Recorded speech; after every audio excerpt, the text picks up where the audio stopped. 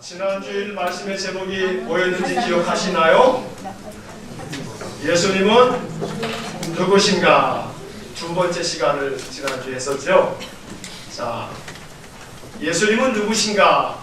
그 전주에도 한번 하고, 그 전주는 마태복음을 통해서 예수님 누구신가를 살펴보고, 지난주일은 요한복음에서 예수님은 누구신가? 자, 요한복음에서는 예수님이 자기 자신을 나는 뭐뭐이다 라는 그러한 말로 예수님이 자기 자신을 나타내 보이셨다는 이야기를 드렸습니다. 그래서 그것을 헬라 말로는 에고 에이미, 7가지의 에고 에이미가 신약성경 요한복음에 기록되어 있었죠. 그래서 나는 무엇이다. 자, 한번 읽어보겠습니다. 나는 생명의 떡이다. 또 나는 세상의 빛이다. 나는 문이다. 나는 선한 목자다. 나는 부활이요 생명이다. 나는 길이요 진리요 생명이다. 마지막으로 나는 참 포도나무다. 나는 참 포도나무다. 이 7가지가 요한복음에 담겨있는 에고 에이미, 나는 무엇이다. 이 7가지 하나하나를 깊이 음미하다 보면 이 예수님 만나고 싶습니다. 생명의 떡이신 예수님 만나고 싶습니다. 세상의 빛이신 예수님 내게 오셔서 내 삶의 모든 어두움을 몰아내시고 내 삶의 참 빛으로 나를 밝혀주십시오. 늘 주님은 내 인생의 문이십니다. 특히나 주님, 내가 위태하고 어려울 때는 꼭 내 인생의 비상구가 되셔서 내가 주님으로 말미암아 보호를 받고 또 구원을 받는 복된 삶이 되게 해주십시오. 나의 선한 목자이신 예수님이 나를 늘 푸른 초장과 쉴만한 물가로 인도해 주십시오. 내 인생의 삶의 부활이요 생명이 되신 주님, 언제나 내가 나의 삶 속에서 부활을 경험하게 해주십시오. 예수님이 다시 사신 것처럼 우리는 날마다 다시 사는 은혜를 경험할 수 있어야 합니다. 매일같이 죽을 것만 같은 인생의 많은 멍해를 지고 살지만 그러나 주님이 부활이시며 생명이시기 때문에 내가 오늘도 부활의 은혜를 경험하기 원합니다. 믿음으로 선포하면서 우리가 인생을 살아갈 때 예수님이 진실로 내 삶에 부활이 되어 주실 것입니다. 길이요 진리요 생명이시고 또 참 포도나무신 예수님께 늘 머물러 있고 붙어 있으면 우리 삶에는 많은 열매를 하나님께서 맺게 도와주실 줄로 믿습니다. 자, 오늘은 세 번째 예수님에 대한 이야기를 하는데요. 오늘 제목은 뭐냐면 예수님께서 하신 일. 예수님께서 하신 일. 우리가 잘 알고 있는 이야기입니다만 이걸 잘 정리를 하면 그럼 예수님께서 이런 일들을 하셨구나 라는 것을 우리가 알고, 그리고 예수님께서 이 하신 일은 지금도 하고 계시는 일임을 우리가 믿어야 합니다. 성경에 기록되어져 있는, 특히나 예수님이 하신 일이 기록되어져 있는 성경이 어디냐면 복음서인데, 이 복음서에 기록되어져 있는 예수님의 이 이야기는 예수님이 2000년 전에 하신 일로 끝나는 것이 아니라 예수님이 지금도 이 일들을 성령을 통하여 오늘도 우리 가운데서 이 일을 하고 계심을 믿어야 합니다.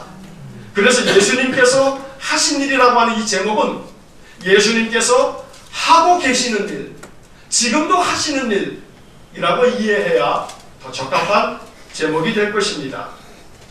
자, 오늘 우리가 누가복음의 이야기를 통해서 예수님께서 하신 일, 지금도 하고 계시는 일, 우리에게 가르쳐 주시는 이 말씀을 우리 마음속에 깊이 음미하고 또 묵상하면서 예수님께서 지금도 이 일들을 하고 계심을 마음으로 또 깨닫고 또 이러한 예수님 만날 수 있기를, 이러한 예수님 인격적으로 만나는 복된 한 해가 되시기를 간절히 축원합니다.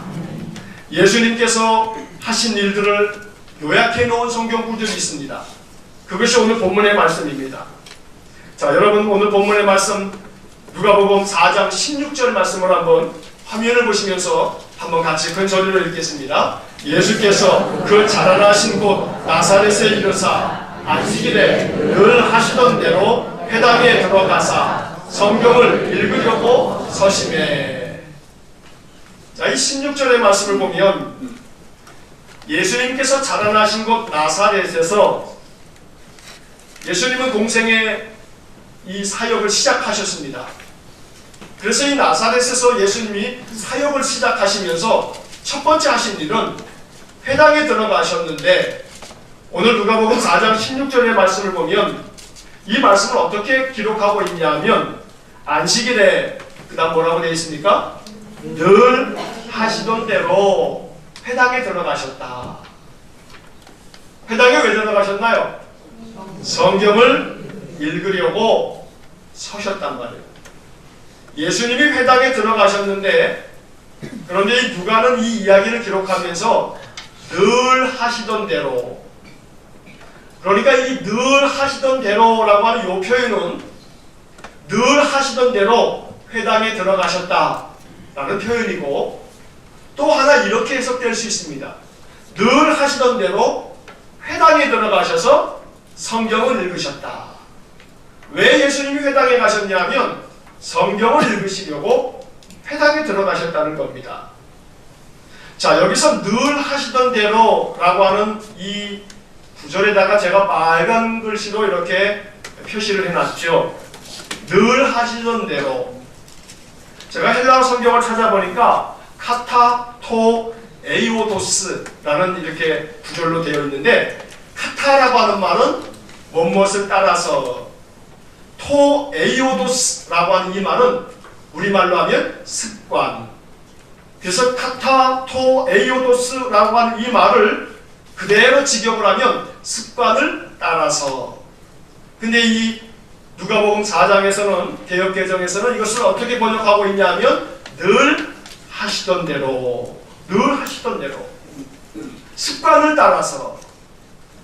예수님의 습관이 나타나 있죠. 예수님 습관이 뭐냐면 안식일에 어디 가는 거예요? 회당 가는 거예요. 회당 가는 거. 이게 예수님이 늘 하시던 모습이에요. 자, 여러분들 주일 되면 주일마다 늘 하시던 것이 있어요. 주일 아침이 되면 여러분 늘 뭐 하십니까? 예배당에 나오시죠? 여러분들은 예수님을 닮은 거예요. 예수님처럼 여러분도 늘 하시던 대로 오늘도 주일 아침에 예배당에 나오셨단 말이에요. 자, 옆 사람에게 이렇게 축복해 주세요. 이게 사실이니까. 당신은 예수님을 닮으셨습니다. 어떤 모습이 예수님을 닮았어요? 주일이면 예배당에 나오는 거. 주일이면 예배당 나오는 거. 이게 우리 안에 있는 좋은 습관이에요. 습관이라고 하는 단어만 가지면 우리는 선뜻 약간 부정적인 뉘앙스로 먼저 이해를 해요. 나쁜 습관만 먼저 생각한단 말이에요. 습관이라고 하는 단어가 가지고 있는 그 이미지는 좀 안 좋은 습관, 이렇게 말할 때 습관이라고 말하는 듯하단 말이에요. 하지만 오늘 성경의 이야기에 이 에이오도스라고 하는 이 습관이라고 하는 말을 표현할 때 예수님에게 습관이 있었는데 그 습관은 참 좋은 습관이에요. 안식일마다 회당에 가는 습관이에요. 이 습관이 참 귀하고 귀한 거예요. 여러분들 주일 아침이면 이렇게 예배당에 늘 나오는 습관, 이게 참 아름답고 복된 거예요. 하나님께서 이 습관에 은혜를 주신다는 겁니다. 예수님이 늘 하시던 대로 습관을 따라서 회당에 나오셨어요. 왜 회당에 나오셨냐면 오늘 이어지는 말씀에 보니까 회당에 들어가셔서 뭐 하시려고요? 성경을 읽으시려고. 사실 우리는 너무나 좋은 시대에 있어요. 왜냐하면 저마다 다 뭘 가지고 있어요? 성경을 가지고 있어요. 어느 집에는 집에 가게 되면 성경이 한 권도 아니고 2권, 3권, 4권씩 가지고 있어요. 그런데 예수님 당시에는 성경을 갖는다는 것은 참 꿈도 꾸기 어려운 거예요. 매우 부자인 사람이거나 아주 고귀한 집안으로 대대에 걸쳐서 명문가의 집안이 아니면 각 가정에 성경을 갖기가 이거 하늘의 별 따기만큼 어려워요. 지금이야 인쇄술이 발전이 돼 있어서 이렇게 종이로 싹 인쇄를 해가지고 성경이 너무나 잘 만들어져 있습니다만 옛날에는 성경은 양피지에다가 혹은 조금이 아니라 많이 부자는 이 두루마기 이 가죽에다가 이렇게 성경을 필사를 해가지고 그것을 가지고 있는 건데, 그러니까 거의 대부분의 사람은 성경을 소장할 수가 없는 겁니다. 그래서 성경이 주로 어디에 있었냐면 마을마다 세워져 있는 회당에 있었습니다. 그리고 그 회당에 가서 이제 회당장이 있어요. 그 회당장은 그 성경을 가지고 있다가 안식일이 되면 그 마을의 어른, 아주 나이 지긋한 어른이나 혹은 그 마을에 율법사가 있거나 선생이 있으면 그를 모셔서 그로 하여금 성경을 읽게 합니다. 그리고 그가 성경을 읽고 난 다음에 그 말씀에 대한 풀이를 이렇게 들려주게 됩니다. 이게 안식일날 유대인들이 모여서 회당에서 하는 예배의 형식이었던 겁니다. 예수님께서도 습관을 따라서 안식일에 회당에 들어가셨습니다. 그랬더니 회당에 있는 그 회당장이 예수님에게 두루마리 성경 이사야를 건네줍니다. 그랬더니 그 예수님께서 두루마리 성경을 쫙 펴셔서 이사야가 이야기한 어느 한 토막을 찾으셔서 그 말씀을 읽어주신 겁니다. 자, 그런데 이제 그 다음 이야기를 살펴보기 전에 오늘 본문의 말씀을 이렇게 살펴보다 보면 이게 예수님 습관이었구나 라는 것을 짐작할 수 있는 구절이 하나가 더 있습니다. 누가복음 2장의 이야기로 좀 거슬러 올라가면 2장 46절에 이런 말씀이 기록되어 있습니다. 한번 같이 읽겠습니다. 4일 후에 성전에서 만난즉 그가 선생들 중에 앉으사 그들에게 듣기도 하시며 묻기도 하시니. 이게 예수님 12살 때 모습입니다. 누가복음 2장에 예수님 12살 때 이야기 한 토막이 쓰여져 있죠. 6월절이 돼가지고 부모와 함께 예루살렘에 6월절을 지키기 위해서 올라갔습니다. 명절을 다 지낸 후에 부모들이 다시 나사렛 땅으로 고향으로 돌아가는데 예수님께서 함께 하지 않은 겁니다. 한 사흘길쯤 지나고 나서 보니까 자기 아들 예수가 없는 겁니다. 난리가 났습니다. 그래서 다시금 예루살렘으로 되돌아와서 예루살렘 성내를 다 뒤집니다. 그런데 어디에서 그 아들 예수를 발견하냐면 성전에 예수님이 앉아 계시는 겁니다.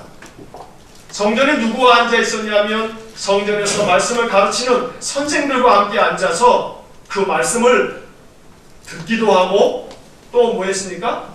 묻기도 했다고 되어 있습니다. 이게 예수님이 12살 때 보여주었던 모습입니다. 아마도 예수님은 그 이후에도 계속해서 이러한 습관이 몸에 배어 있었을 겁니다. 예수님은 회당에 들어가시면 말씀을 듣기도 하셨고 그 다음에 뭐 하셨습니까? 묻기도 하셨습니다. 누가복음 4장에서는 회당의 안식일에 늘 하시던 대로 들어가셨다고만 쓰여 있지만 우리는 이 예수님의 습관이 이미 12살에 그 기록되어져 있는 누가복음 2장을 통해서 예수님은 이런 습관이 있었구나 라는 것을 우리가 짐작할 수 있는 겁니다. 안식일, 오늘 우리는 예수님께서 부활 승천하신 또 부활하셔서 우리에게 새 생명을 주시고 구원을 주신 이 주님이 부활하신 날을 우리가 주일로 지키고 있는데 습관을 쫓아서 주일날 예배당에 나옵니다. 예배당에 나와서 우리가 뭘 해야 합니까? 말씀을 듣기도 하고 또 묻기도 해야 합니다. 이게 좋은 습관입니다. 그런데 안타까운 것은 뭐만 합니까? 듣기만 합니다. 듣기만 합니다. 그러니까 우리의 습관은 반쪽짜리의 습관입니다. 반쪽짜리. 유대인들에게 있어서 듣기도 하고 묻기도 하는 것, 이건 유대인 신앙의 굉장히 중요한 몇 천 년 동안 이어져 왔던 아주 소중한 유산입니다. 듣기도 하고 묻기도 하는 것.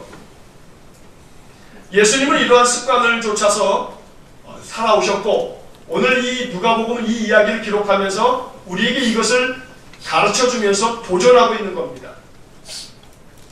우리에게 있는 습관을 점검해 볼 수 있어야 합니다. 예배당에 나와서 말씀을 듣는 것은 우리에게 잘 습관이 되어 있습니다. 근데 하나 습관이 안 되어 있는 게 하나 있습니다. 묻는 것은 습관이 안 되어 있습니다. 자꾸 물어야 되는데 너무나 모든 것들을 해박하게 아시기 때문에 질문이 없습니다. 묻지를 않습니다. 누구에게 물어봐요? 쉽지만 그러나 사실 여러분 서로에게 물어볼 줄 알아야 합니다. 서로에게 물어보는 그런 마음이 우리에게 있어야 합니다. 이게 너무나 귀하고 귀한 습관입니다. 왠지 아십니까? 에이, 물어봐도 저 사람 모르던데요. 아닙니다. 내가 물어봄으로써 그 사람의 마음속에 뭐가 생기냐면 설사 그 사람이 대답을 해주지 못한다 할지라도 내가 그 사람에게 물음으로 말미암아 그 사람의 마음속에도 역시 내가 가지고 있는 질문이 그 사람의 마음속에 심겨지게 됩니다. 따라해 보십시오. 질문이 많아야 신앙이 깊어진다. 질문이 많아야 신앙이 깊어집니다. 우리는 종종 질문을 마치 불신앙이나 의심인 것처럼 생각합니다. 그렇지 않습니다. 여러분 생각해 보십시오. 예수님은 하나님의 아들입니다. 성자 하나님이십니다. 예수님이 비록 육신을 입고 이 땅에 왔으나 예수님은 누군가로부터 배워야 할 만큼 지식이 모자라신 분이 아닙니다. 근데 왜 예수님이 듣기도 하고 묻기도 하십니까? 예수님이 그렇게 듣기도 하고 묻기도 하면서 예수님의 말씀을 들은 사람은 예수님의 가르침이 자기들의 선생과 같지 않다고 놀랐다는 표현이 성경 복음서에 여러 곳에 쓰여 있습니다. 예수님은 굳이 배우실 이유가 없으신 분인데 예수님이 이러한 모습을 보여주신 까닭은 우리에게 본을 보여주신 것입니다. 듣기도 하셔야 하고 묻기도 하셔야 합니다. 성경의 이야기를 읽다가 질문이 생기시면 이게 뭔지 모르겠어요. 권사님 이게 뭐예요? 집사님 이게 뭐예요? 장로님 이게 뭐예요? 목사님 이게 뭐예요? 하고 물으셔야 합니다. 예수님이 하신 일이 바로 이겁니다. 듣기도 하셨고 묻기도 하셨습니다. 먼저 우리는 오늘 예수님이 하신 일 가운데 이것을 배우셔야 합니다. 그래서 누가 여러분들에게 집사님 이게 뭐예요? 라고 물어보면 그저 그냥 단칼에 탁 칼로 무베듯이 딱 그냥 말 잘라먹고 목사님에게 가서 물어봐요. 이러지는 마시고 그분이 나에게 무언가를 물으면 한번 생각해 보세요. 그 질문이 뭔지를 먼저 이해해 보시려고 하셔야 돼요. 그 질문이 무엇인지를 잘 한번 생각해 보시고 그리고 내 나름대로 그 생각나는 것이 있으면 제가 생각할 때는 이런 거 같아요. 이런 뜻이 있는 것 같아요. 라고 설명을 해줘 보십시오. 에이, 난 모르는데요. 아닙니다. 모르는 게 아니고요. 대답을 안 해보았기 때문에 스스로 모른다고 생각하는 것 뿐입니다. 여러분들이 적어도 예수 믿은 지 몇 년, 또 몇십 년 되신다면 모를 리가 없습니다. 그런데 이것을 입 밖으로 꺼내본 적이 없기 때문에 모르는 겁니다. 모르는 게 아니고 내가 말로 꺼내보지를 않아서 이거일 뿐입니다. 그러면 왜 이것이 중요하냐 하면 누군가 나에게 물어보면 그것에 대하여 내가 질문에 대하여 대답을 하다 보면 그 순간에 성령께서 여러분들에게 임하십니다. 성령께서 여러분들에게 임하셔서 여러분들이 그동안 들었던 것, 배웠던 것, 하나님께서 깨닫게 해주셨던 지금은 기억나지 않는 것들을 생각나게 해주십니다. 그리고 그렇게 누군가 질문을 자주 받아서 그 질문에 대답하다 보면 한 번, 두 번, 세 번 대답하다 보면 어느 순간 여러분들이 깨닫게 되는 날이 있어요. 그게 뭐냐면 내가 대답해주고도 너무너무 대답을 잘해준 거예요. 기특해. 내가 기특해. 와, 내가 어떻게 이렇게 대답을 할 수 있지? 대답해주고 나서도 깜짝 놀라요. 근데 그리고 난 다음에 조금 지나서 내가 뭐라고 대답했더라? 생각하는데 생각이 안 나. 그만큼 내 안에서 성령께서 말하게 하심으로 대답하게 하신단 말이에요. 더러는 내가 가지고 있는 신앙의 많은 것들은 누군가의 질문을 받고 대답하는 과정 속에서 정리가 됩니다. 대답하는 과정 속에서 내 신앙이 확립이 됩니다. 대답하는 과정 속에서 내 신앙의 모든 내용들이 다시 한번 체계적으로 내 안에서 형성이 된다는 것입니다. 그러니 예수님이 듣기도 하셨고 또 묻기도 하셨다라고 하는 이 작은 한 구절은 우리의 신앙이 도약하고 성장할 수 있는 중요한 원리를 가르쳐주고 있다는 겁니다. 근데 문제는 뭐냐면 맨 예배당에 나오면 들으려고만 하지 묻는 사람이 없다는 거예요. 묻는 사람이. 우리 일산은광교회 한 60, 70여 명의 성도들이 이렇게 신앙생활을 합니다만 지금까지 저한테 오셔가지고 목사님 이게 뭐예요? 하고 묻는 분들이 요 손 5가락으로 꼽을 수 있을까 말까 합니다. 바라기는 여러분들의 신앙이 도약하고 성장하고 더 깊이 예수님을 만나가기를 소원한다면 자꾸 듣기만 하지 마시고 뭘 하셔야 돼요? 묻기도 하셔야 돼요. 묻기도 하셔야 돼요. 서로서로 물어보세요. 말씀을 읽다가 물어보세요. 아침에 통독을 하다가 물어보세요. 뭔가 질문이 생겨지는 것이야말로 우리의 신앙이 말씀 안에서 좀 더 깊어져가는 그런 과정이에요. 질문이 없다면 우리의 신앙은 깊어질 수가 없어요. 질문이 없으면 우리의 신앙은 항상 그 겉에만 이렇게 맴돌다가 끝나버릴 수 있어요. 질문을 하나하나 하면 할수록 우리의 신앙의 뿌리는 조금씩 더 그리스도에게로 뿌리 내려진다는 사실을 잊지 마셔야 돼요. 옆 사람에게 한번 복음을 들려주겠습니다. 뭐라고 들려주시냐면 듣기만 하지 마시고 묻기도 하세요. 자, 시작. 듣기만 하지 마시고 뭐 하셔야 돼요? 묻기도 하셔야 돼요. 묻기도 하셔야 돼요. 서로서로 물어보시고 오마이갓 댓글 달기에다가 오늘 성경을 요걸 읽었는데 요게 무슨 말인지 모르겠어요 하고 질문도 올려놓으시고 그래서 서로서로 거기에다가 나는 이렇게 생각하는데 답도 한번 달아보시면서 누군가에게 신앙에 대한 말씀에 대한 질문을 받아볼 때 내 신앙은 더 넓어지고 더 깊어진다는 사실을 잊지 마셔야 돼요. 그래서 예수님은 그런 모습을 우리에게 보여주고 있는 겁니다. 또 하나 예수님의 습관이 있어요. 누가복음 22장에는 예수님의 습관에 관심이 많은 듯해요.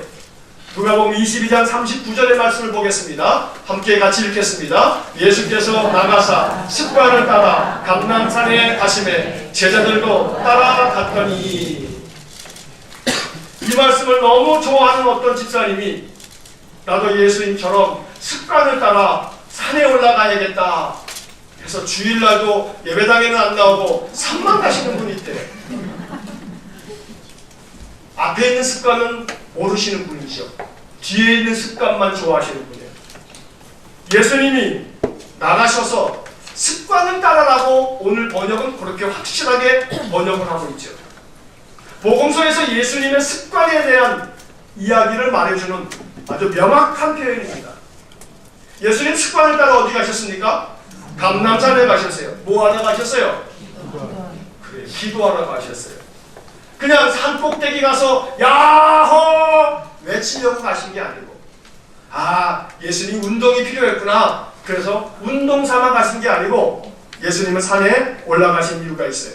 그 다음에 이어지는 40절에는 이렇게 기록되어 있습니다. 같이 한번 읽겠습니다. 그곳에 이르러 그들에게 이르시되 유혹에 빠지지 않게 기도하라 하시고 회당에 가서 기도하시지 뭐 또 산에까지 올라가서 기도하시나 싶겠습니다만 유대인들에게 있어서 산은 하나님이 계시는 곳이에요.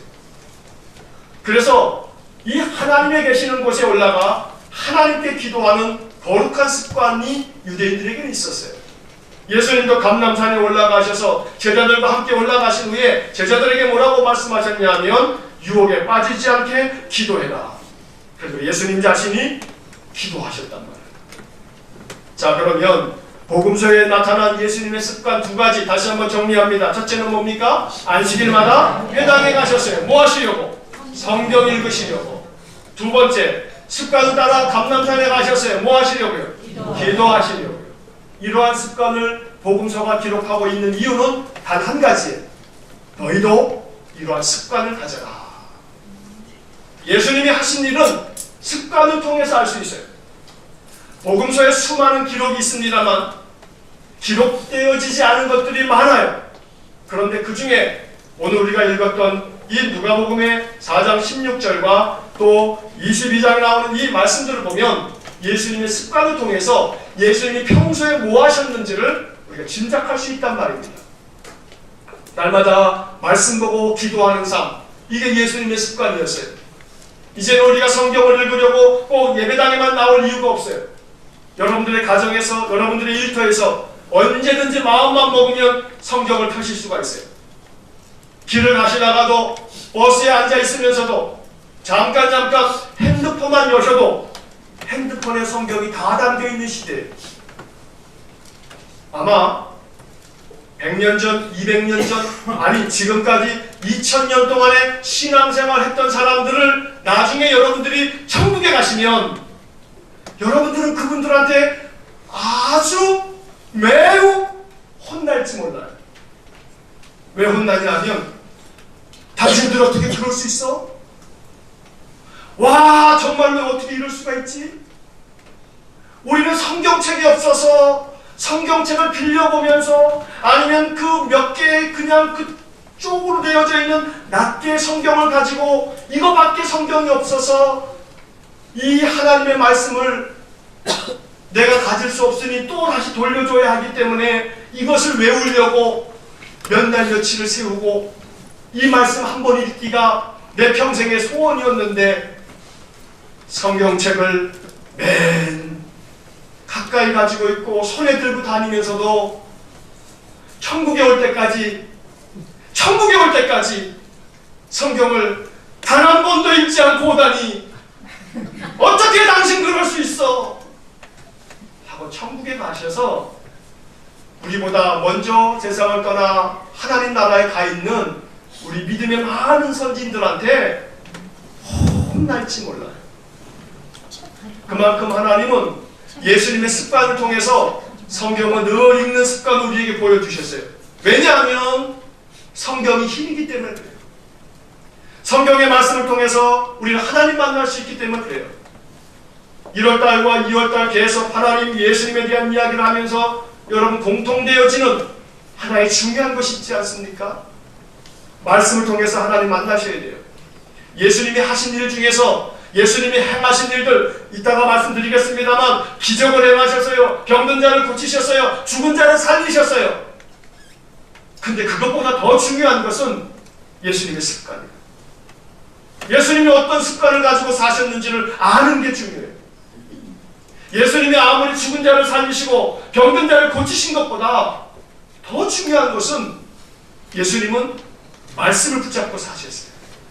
말씀을 따라 사셨어요. 이것이 예수님의 습관이었어요. 말씀과 기도, 예수님이 이거 하실 이유가 없어요. 말씀드린 것처럼 예수님은 하나님의 아들이세요.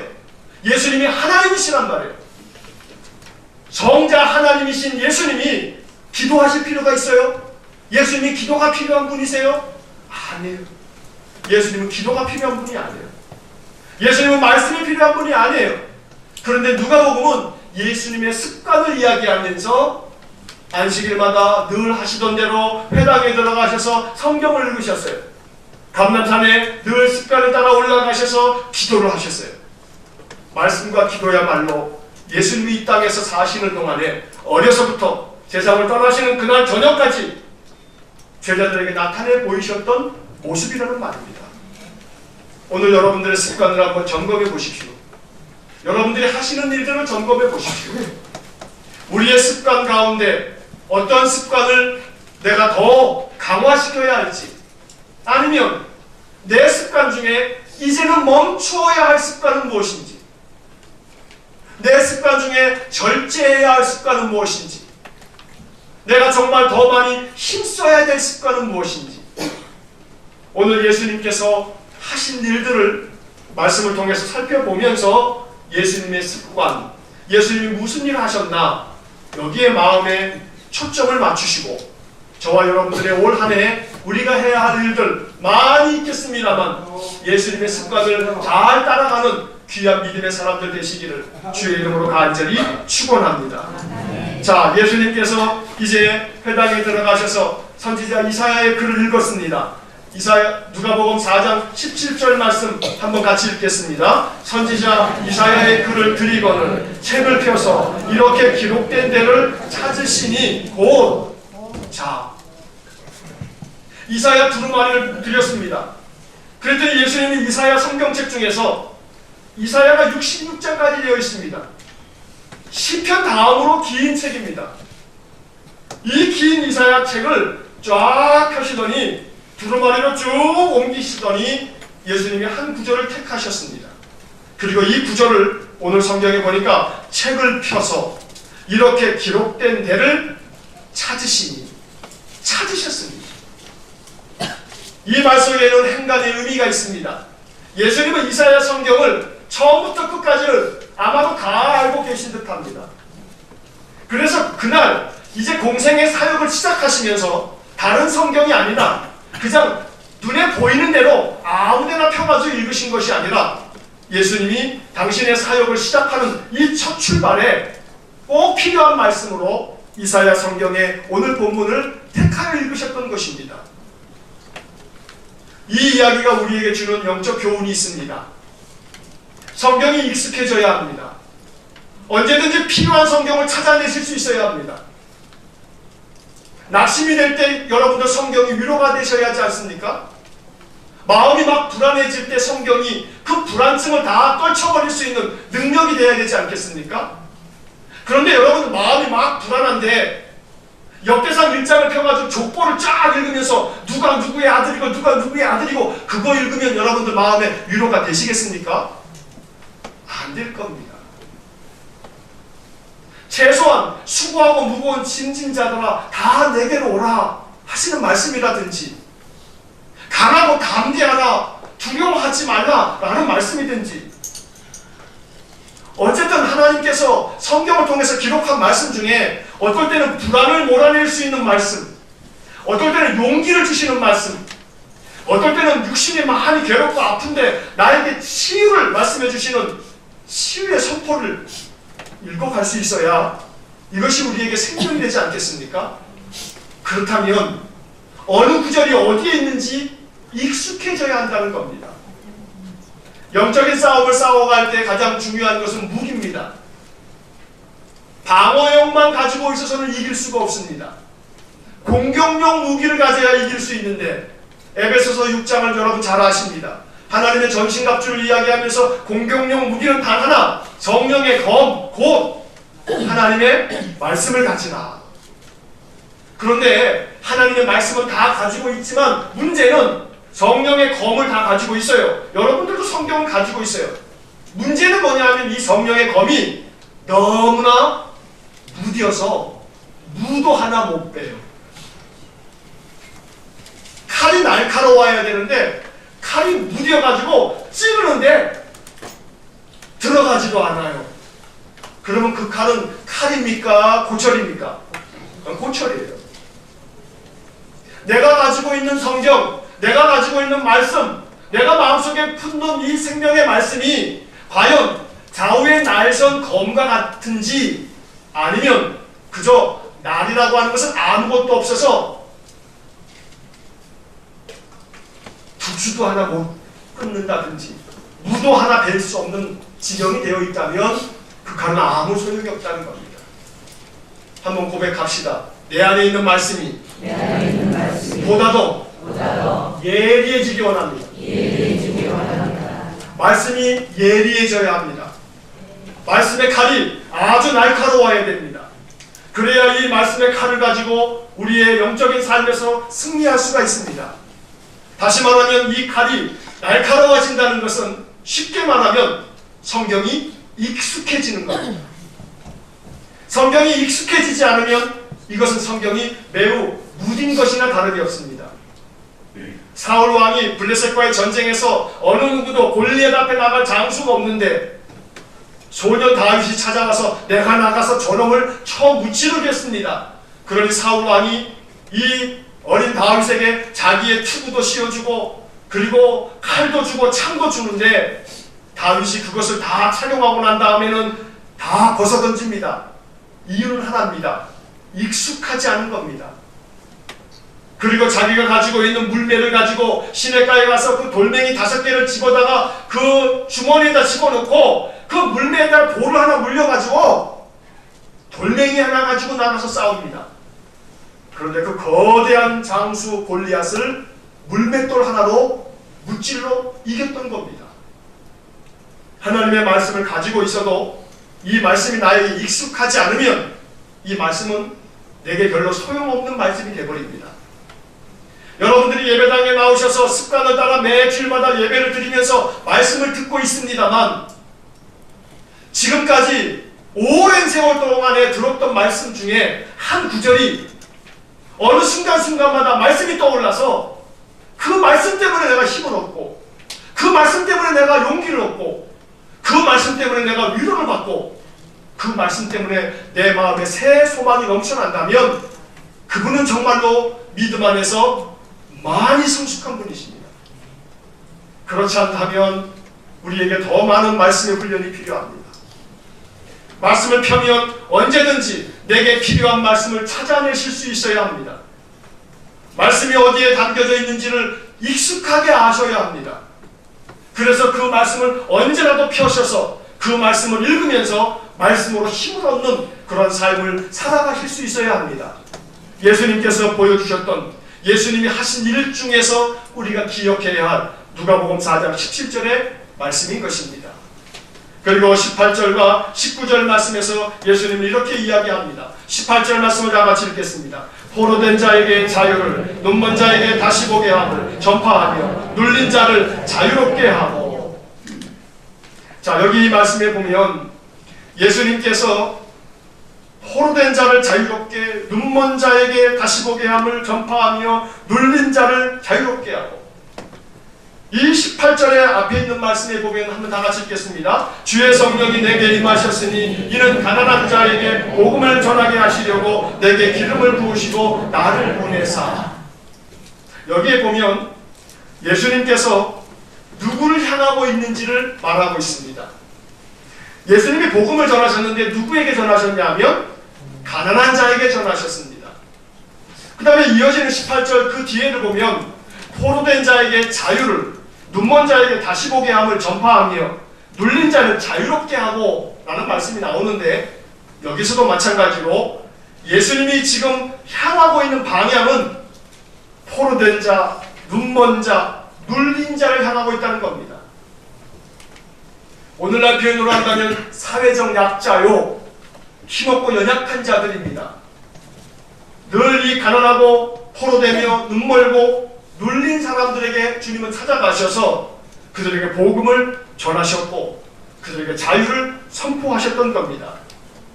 자, 28절의 말씀을 다시 한번 읽겠습니다. 주의 성령이 내게 임하셨으니 이는 가난한 자에게 복음을 전하게 하시려고 내게 기름을 부으시고 나를 보내사. 예수님은 가난한 자에게 복음을 전하시는 사역을 하셨습니다. 예수님이 하신 일이 무엇이냐 하면 한마디로 이야기하면 예수님은 복음을 전하셨던 겁니다. 예수님 전하신 복음, 이 복음을 한마디로 다시금 이야기하면 복음이라는 것은 복된 소식, 좋은 소식을 말합니다. 영어로 이것을 굿뉴스라고 말하죠. 예수님이 전하신 이 복음, 이것은 세상 많은 사람들에게 있어서 꼭 들어야 할 소식입니다. 그러나 이것이 종교화되어지다 보니 기독교라고 하는 종교의 이 틀에 묶여서 타 종교 사람들은 또 불신자들은 예수님이 우리에게 들려주시는 이 복음에 관심이 없고 기독교라고 하는 종교가 가지고 있는 종교적인 많은 종교인들의 폐습 때문에 예수의 복음을 받아들일 줄 모릅니다. 이 복음이 주는 생명이 있는데 그런데 예수를 기독교라고 하는 종교에 가둬놓고 이 복음의 자유를 누리지 못하다 보니 세상 사람들은 예수의 전해준 이 복음을 하찮은 것으로 취급합니다. 왜냐하면 우리가 그렇게 했기 때문입니다. 우리 역시 마찬가지로 신앙을 가지고 있으면서 예수님이 전하여 주신 복음을 받아들여서 복음으로 살기보다는 예수라고 하는 분을 기독교라고 하는 종교에 가둬두고 우리는 그냥 기독교라고 하는 종교를 받아들이고 있다는 겁니다. 기독교라고 하는 종교에는 익숙해져 있는데 예수가 전하여 준 예수 그리스도의 복음으로 말미암는 기쁨이 없다는 겁니다. 여러분 자신의 종교 생활을 가만히 생각해 보십시오. 매 주일마다 습관을 따라서 예배당에 나옵니다만 예배당에 나와서 이렇게 하루를 보내시고 돌아가시면서 한 주간을 살아가실 수 있는 마음에 힘이 생기지 않는다면 여러분들은 그 주일날 종교적 의무를 수행은 했지만 복음을 받아들이지 못한 겁니다. 예수님은 우리가 종교적 의무를 수행하기를 원하지 않으십니다. 예수님은 우리가 종교적 이 행태를 반복적이고 이게 습관적으로 행하는 것을 기뻐하시지 않습니다. 예배라고 하는 습관이 중요한 것이 아니고 주일날 예배당에 나온 이 종교적 습관이 중요한 게 아니고 예수님이 이 주일날 예배당에 나와서 예수님 전하여 주시는 복음으로 우리의 마음에 평강이 있고 위로가 있고 기쁨이 있어야 되는 겁니다. 예수님 만나서 이 하루를 보내면서 예배를 드리면서 찬양을 부르면서 기도를 하면서 내 마음이 평안해지지 않는다면 우리는 복음을 받아들인 것이 아니라 종교적 의무를 수행하고 있는 것일 뿐입니다.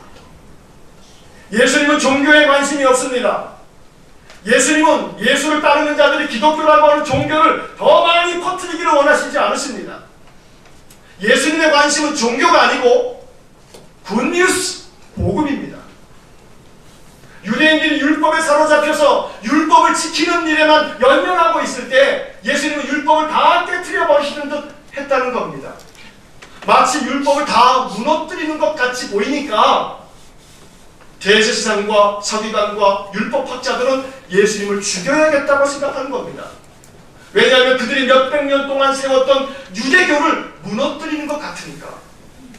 아마 예수님께서 다시금 이 땅에 오신다면 예수님은 제일 먼저 이 기독교라고 하는 종교를 깨트려버리고 싶어 하실 겁니다.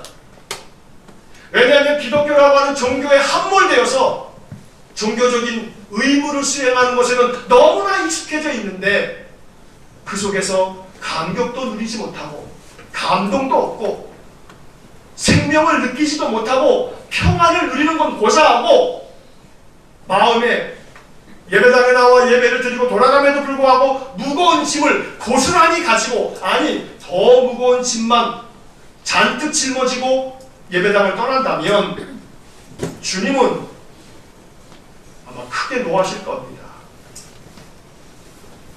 성전에 올라가셔서 성전에서 장사하는 모든 사람들을 뒤집어 엎으셨던 예수님처럼 예배당에 나가시는 여러분들의 마음속에 그 심령 속에 어둠이 사라지고 환한 빛으로 되어지셔야 되는데 오히려 수심이 더 가득하고 오히려 마음이 더 무겁고 오히려 더 마음 가운데 괴로움이 더 쌓여서 나가신다면 예수님은 저 예배당 바깥에서 나가지 마라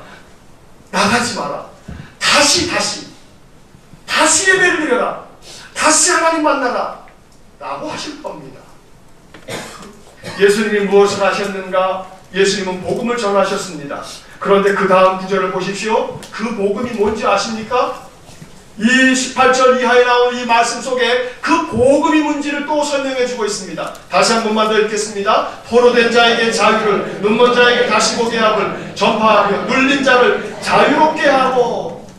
예수님이 전한 복음이 뭔지 아십니까? 그것은 한마디로 얘기하면 자유입니다. 예수님께서 하신 일은 자유를 주신 일입니다. 예수님은 자유를 주셨습니다. 우리가 예배당에 나와서 예배를 드리고 나면 내 마음속에 얽매여 있었던 모든 것들이 마치 다 벗겨진 것처럼 내 마음이 시원하고 자유로워야 합니다. 예수님께서는 요한복음 8장 32절에서 이렇게 말씀하셨죠. 다 같이 읽겠습니다. 진리를 알지니 진리가 너희를 자유롭게 하리라. 자유롭게 하리라. 신앙은 우리를 자유케 만듭니다. 어떤 것으로부터도 자유로운 마음을 갖게 합니다. 그러니 평안해집니다.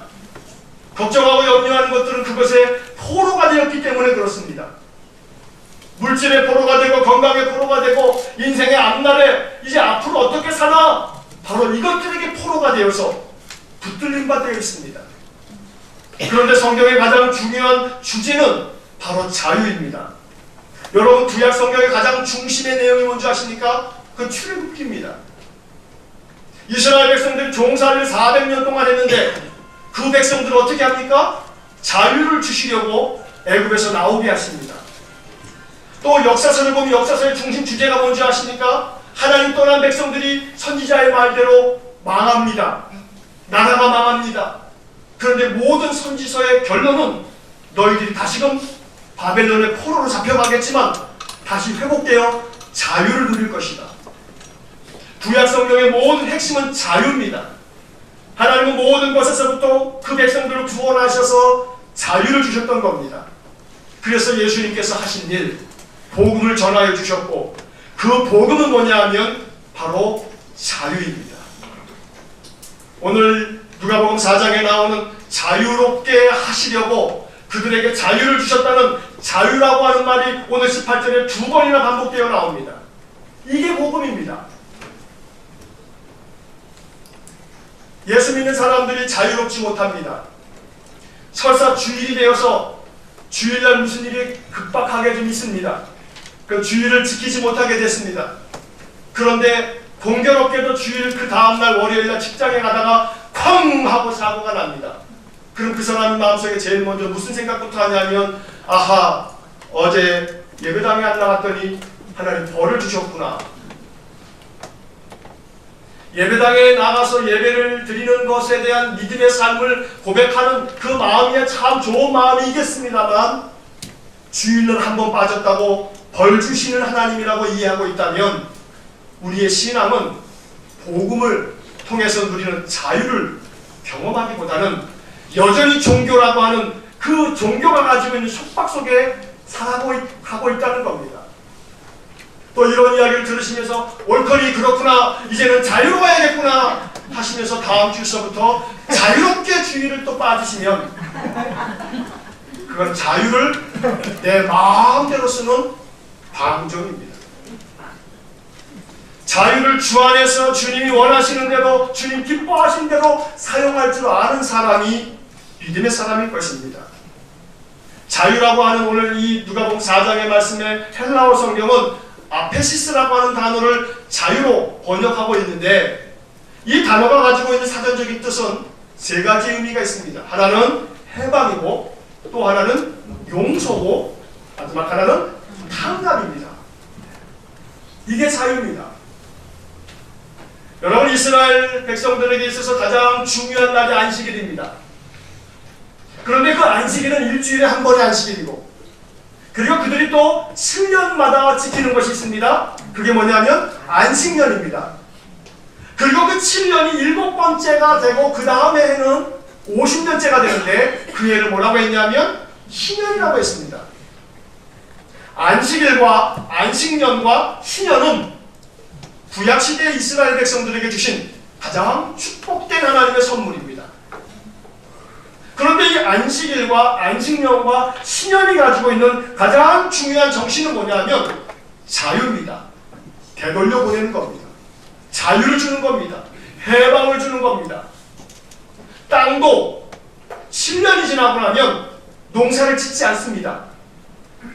6년 동안에 네가 열매를 맺느라고 애썼다. 7년째는 아무것도 하지 말아라 하고 7년째는 땅도 묵혀둡니다. 7년이 7번이 지난 희년이 되면 네가 그동안에 종살이 하느라고 애썼다. 희년이 됐으니 이제 너는 자유다 하고 모든 종들을 다 풀어줍니다. 이게 구약의 율법의 정신입니다. 이게 예수님의 복음입니다. 자유가 있어야 합니다. 마음속에 얽매여 있는 모든 속박으로부터 자유로우시기를 축복합니다. 내 마음속에 구속하고 있는 모든 종교적 그 의무로부터도 자유하셔야 됩니다. 하나님께 드리는 이 예배도 의무가 아닌 내 자유로운 마음으로 하나님께 나와 하나님 만나고자 오는 자유로운 선택 속에서 나와서 하나님께 기쁨의 예배를 드리실 수 있어야 합니다. 우리의 신앙의 그 어떤 것도 의무여서는 안 됩니다. 우리가 하나님 앞에서 누리는 기쁨의 자유가 되어야 하고, 이 자유를 통해서 하나님 우리에게 복을 주시고 평강을 주시는 분이십니다.